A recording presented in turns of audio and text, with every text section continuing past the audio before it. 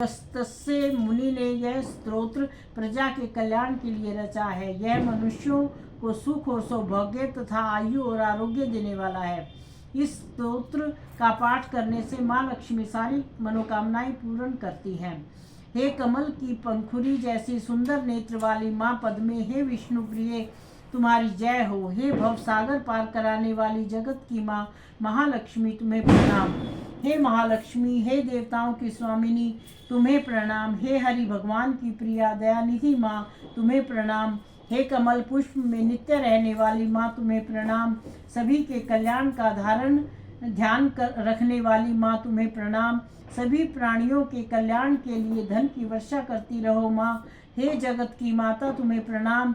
हे कृपा करने वाली माँ तुम्हें प्रणाम। हे विश्व की स्वामिनी, हे दया की मूर्ति तुम्हें प्रणाम। हे सागर कन्या, हे तीनों लोकों को धारण करने वाली माँ तुम्हें प्रणाम। हे चंद्रमुखी तुम्हें प्रणाम। शरण में आए हुए मेरे जैसे जन की रक्षा करो। हे देवी, हे देवताओं की स्वामिनी, हे परमेश्वर की परम प्रिय मेरी रक्षा करो। हे लक्ष्मी, इस दरिद्रता से मुझे मुक्त करो, मेरे ऊपर कृपा करो। हे तीनों लोकों की माता लक्ष्मी तुम्हें प्रणाम। हे तीनों लोकों को पवित्र करने वाली माँ तुम्हें प्रणाम। हे जगत को आनंद देने वाली माँ, ब्रह्मादि सारे देवता तुम्हें नमन करते हैं, तुम्हें बारंबार प्रणाम। हे भगवान विष्णु की परम प्रिय, हे जगत का कल्याण करने वाली माँ तुम्हें प्रणाम। हे दुखियों के कष्टों का विनाश करने वाली माँ लक्ष्मी तुम्हें प्रणाम। मुझे धन धान्य से समृद्ध करती चल रहो। हे कमल में रहने वाली माँ तुम्हें प्रणाम। हे चपल चित वाली माँ तुम्हें प्रणाम। हे चंचल स्वभाव वाली माँ लक्ष्मी तुम्हें प्रणाम। हे परम सुंदरी माँ तुम्हें प्रणाम। हे प्रदुमन की माँ, मैं तुम्हारी शरण में आया हूँ, मेरा प्रणाम स्वीकार करो। मैं सब प्रकार से तुम्हारी शरण में हूँ, मेरा पालन पोषण करो माँ। हे कमल वासिनी देवी, हे कमल मुख वाली लक्ष्मी, मैं आपकी शरण में हूँ। हे शरण में आए हुए लोगों की रक्षा करने वाली माँ, मेरी रक्षा करो, मेरी रक्षा करो। हे माँ महालक्ष्मी, मनुष्य की विद्या, गुण तथा चरित्र तब तक सुशोभित नहीं होते जब तक तुम्हारी उस पर कृपा नहीं होती। हे माँ महालक्ष्मी, मनुष्य के रूप, शील, गुण सब तभी शोभित होते हैं जब हे माता महालक्ष्मी तुम उस पर प्रसन्न होती हो। हे माता महालक्ष्मी, तुम्हारी कृपा पाकर मनुष्य पापों से छूट जाते हैं, राज और समाज के पूज्य हो जाते हैं, गुण से रहित मानव गुणी हो जाते हैं तथा चरित्रहीन भी श्रेष्ठ चरित्र वाले हो जाते हैं। हे माँ लक्ष्मी, तुम ही रूप को स्वरूप देती हो, तुम ही कुल की कीर्ति फैलाती हो। हे माँ लक्ष्मी, तुम ही विद्या की शोभा हो, जो कुछ श्रेष्ठ है वह सब तुम्हारी कृपा से है।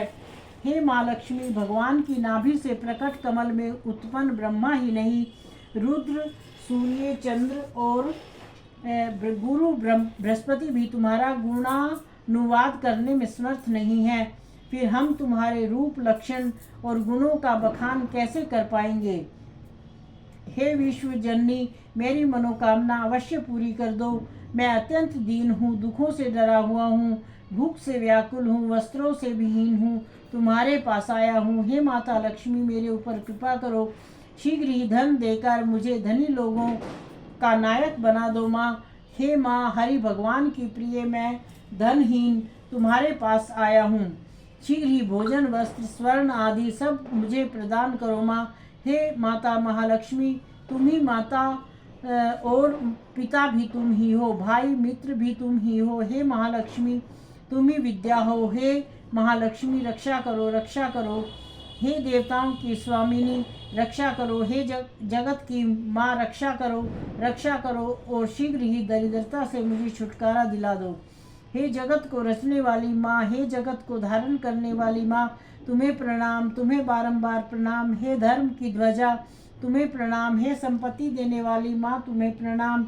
हे माँ, मैं निर्धनता के समुद्र में डूबकर उसके तल तक जा पहुँचा हूँ। हे सबके मन में रमने वाली रमा, मुझ डूबते की बाँह पकड़कर मुझे बाहर निकालो। हे माँ, बार बार तुम्हारे आगे अपने दुखों का रोना कहाँ तक रोऊं। हे हरि भगवान की प्रिय लक्ष्मी, मैं सत्य कहता हूँ, तुम्हारे अतिरिक्त मेरा कोई ठिकाना नहीं है। अगस्त्य ऋषि की करुण वाणी सुनकर विष्णु की प्रिया लक्ष्मी परम हर्षित हो गई और अत्यंत मधुर वाणी में बोली, हे संसार के लिए कल्याणकारी व्रत करने वाले ऋषि अगस्त्य, मैं तुमसे संतुष्ट हूँ। फिर माँ ने कहा, हे महर्षि, तुम्हारे द्वारा गाए गए इन स्तोत्रों को जो मनुष्य भक्ति पूर्वक पढ़ेंगे और सुनेंगे, मैं सदा उनके वश में रहूंगी। जो नित्य भक्ति पूर्वक इन स्तोत्रों को पढ़ते हैं, उनका दैन्य भाव नष्ट हो जाता है, ऋण उतर जाता है तथा वे सदा संपन्न रहते हैं। जो व्यक्ति प्रातःकाल उठकर श्रद्धा भक्ति से युक्त होकर यह स्तोत्र पढ़ता है, उसके घर में मैं नारायण के साथ सदा वास करती हूँ। वह मनुष्य सुख सौभाग्य से संपन्न होता है तथा श्रेष्ठ बुद्धि प्राप्त करता है। पुत्र और पशुधन से युक्त वह व्यक्ति सांसारिक सुखों को भोगता है। वह भाग्यवान होकर यहाँ कीर्ति पाता है तथा अंत में नारायण पद प्राप्त कर लेता है। जिनके पुत्र नहीं होता, वे पुत्र पाते हैं और पुत्रवान पौत्रवान हो जाते हैं। जिस स्तोत्र की लक्ष्मी ने बड़ाई की हो, उस स्तोत्र